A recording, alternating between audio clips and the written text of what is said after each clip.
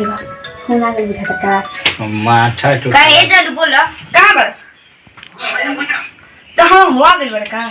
मच्छर हम बोले थे कि कछुआ जला दो और का कोई बड़ा तेज नींद लगा रहे हो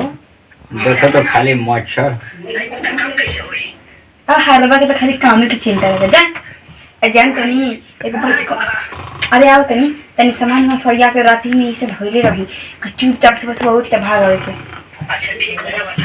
हाथ पे लाइन करो हटू तो ये बोलिए मटी बा जब पगलवा सुते लगता है बुढ़ा के देखा था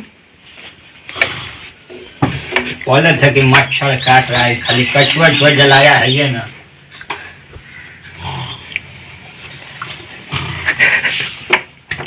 मच्छर जला ये खाली हमको काटेगा वो तो जानो बेटा का करे मच्छर शाला शाला मच्छर देखो हम बोले सारा गांव में काट के आओ ओकर बाद काटना देखो जो ये देखो खाली मच्छर चूहो बोल रहा है बोलवा में अपनी बढ़ गया काम करत रहा बुढ़ा मुंडा के अब तू कोड़ के करत हो देखो तनी करा अरे बाप रे बाप छा तक डिलीट ओए बड़ा डर लगेला बड़ा खतरनाक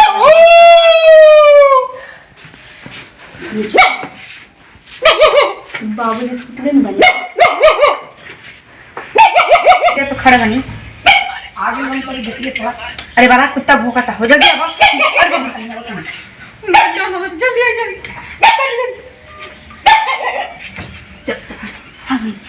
आई जूता चप्पल में फिर कोई नहीं होता जी चलो चलो ऐसे चला ऐसे भाग बड़ा डर लगा था जी दिक्कत नहीं होई ना कोई दिक्कत नहीं चला ना चल चल चल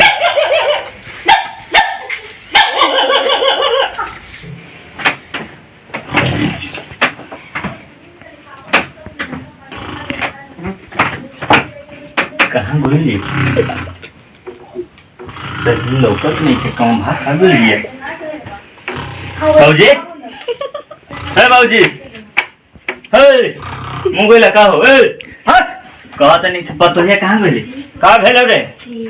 कौन लोग है नहीं खेत माथा खराब काउची होलो बोल बोल पतो है कहां गेली पतो है यार हां अरे पतो है तो ये अभी सुतल रहे नहीं खे बिया कन नहीं खे पिया बढ़िया से देख भंसम से में खाना बने हो जा देख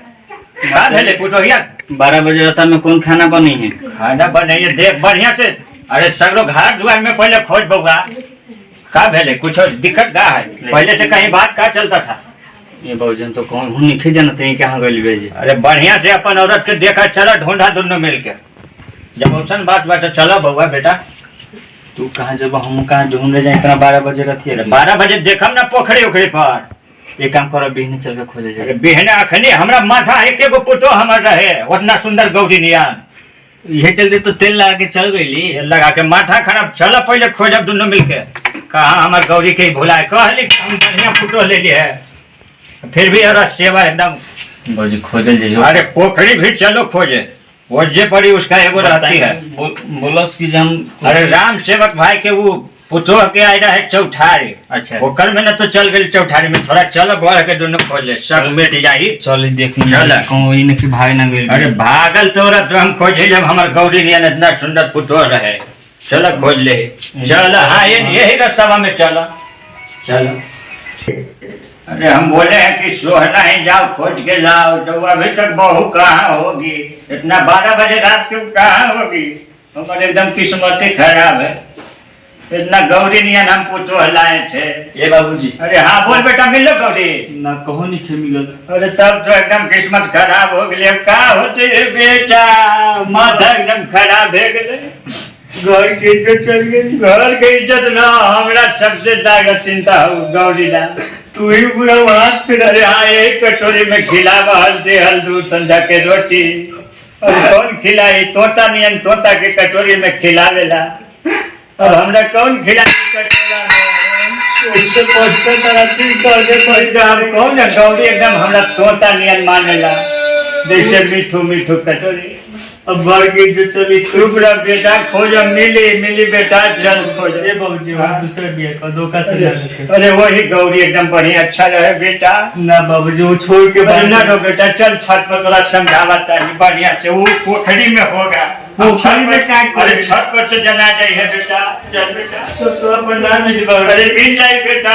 हे बाबूजी अरे मिल जाए हे बाबूजी बेटा मैं कहा रो मत चल बेटा भाग गोली बाबूजी चल देखा तो नहीं टॉर्च मार के बेटा अब चुप बड़ा बेटा हमर बेटा चल घर के चल गेली बाबूजी अरे बेटा चल चल चुप चुप हमर बात मान बेटा ना बाबूजी ना चल बेटा चल बेटा घर के इज्जत चल गेली बारे घर के इज्जत फिर भी आतना न होता है फिर को गमरी ले दिया चल बेटा बाबूजी चल टॉर्च मार के देखे छत पर रे बेटा हाय हाय हाय कदम हमर खत्म हो गए